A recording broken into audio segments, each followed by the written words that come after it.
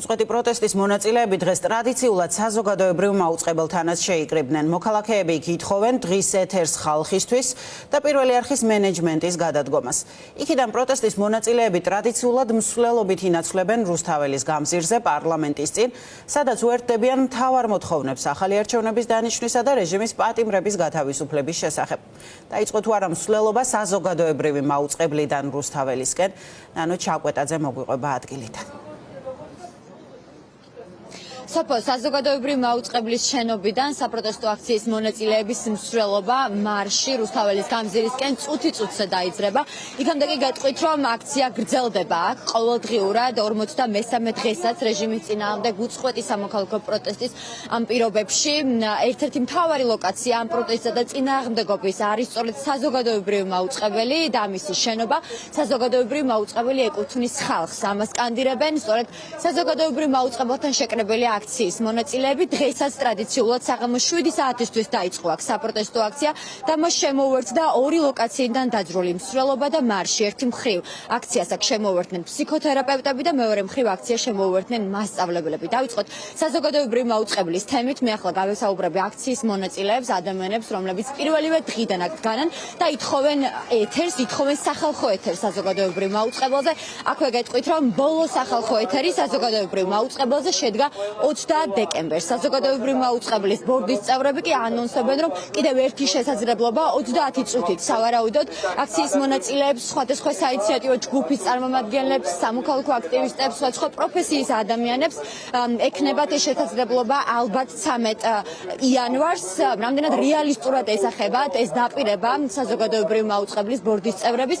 ამასთან დაკავშირებით დავუსვამთ შეკითხვას საინიციატივო ჯგუფის წევრებს. გამარჯობა, გავრცელდა განცხადება საზოგადოებრივმა მაუწყებელმა დაარღვია ამდენდღიანი დუმილი, მათ გამოაქვეყნეს განცხადება და თქვეს, რომ 13 იანვარს ხალხს დაეთმობა ეთერი.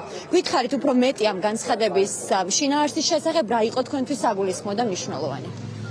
ეს განცხადება ერთი მხრივ ცოტა ცინიკურად და ბუნდოვნად ჟღერს.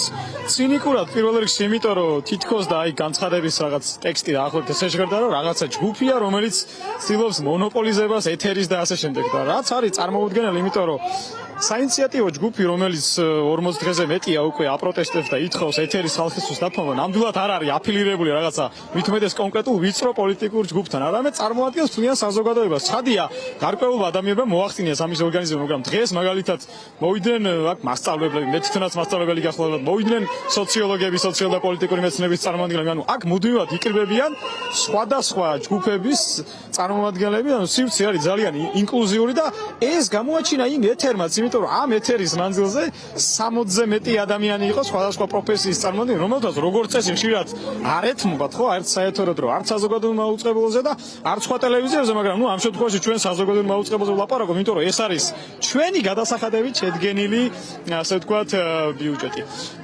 რაც შეეხება იმ ნაწილს, რომ გაგრძელდება, ესე ცოტა ბუნდოვანია, იმიტომ რომ თუ კი ეს ეთერი როგორც იყო 40 წუთის, სადაც 7 ვითარებაში საშუალება არის ადამიანებმა ისაუბრონ რეალურ პრობლემებზე, თუ არ შენარჩუნდა, მაშინ არ ექნება ღირებული რაღაც იმ ისტერიულ დისკუსიებს, რომელმაც შეიძლება ამ გადაცემა მიიღოს. ამიტომ აუცილებელი ამის ამ ფორმით შენარჩუნება, დამატებით არავინ არ გაურბის არავისთან საუბარს და ლაპარაკს და არც განსხვავებულ მოსაზრებას. დიდი მადლობა, მასწავლებლებსაც გავესაუბრები. აქვე გეტყვით, რომ მათ საპროტესტო აქცია გამართეს თავდაპირველად სამინისტროსთან, განათლების სამინისტროსთან და შემდეგ ისინი მარშით მსვლელობით უკვე დაიძრნენ საზოგადოებრივი მაუწყებლის შენობისკენ. გამარჯობა, მოგესალმებით. გითხარით უფრო მეტი, პირველად აქცია გამართეთ თქვენ რამდენიმე საათის წინ განათლების სამინისტროსთან და უკვე შემდეგ შემოუერთდით საზოგადოებრივ მაუწყებელს. ორივე უწყებასთან რა გააპროტესტეთ, ეს გითხარით, მთავარი მოთხოვნების შესახებაც თუ შეიძლება. ვითხოვთ არჩევნებს და პოლიტიკური პატიმრების გათავისუფლებას. ჩვენი მოთხოვნა არის ეს. თავისუფლება რეჟიმის პატიმრებს და ჩაინიშნოს ახალი არჩევნები, სწორედ ეს არის აქ შეკრებილი ადამიანების მთავარი მოთხოვნები, ასევე მარშით ფსიქოთერაპევტებიც, ფსიქოლოგები, სოციოლოგები შემოუერთდნენ საპროტესტო აქციას საზოგადოებრივ მაუწყებელთან, მათ პოზიციასაც მოგასმენინებთ. გამარჯობა. გითხარით თქვენი სათქმელი რა იქნება თქვენი კოლეგების სახელითაც შესაძლოა ისაუბროთ. აქ ბევრი არაერთი სოციოლოგი, ფსიქოლოგი, ფსიქოთერაპევტი დგას, წარგვიდგინეთ თან თქვენი თავი.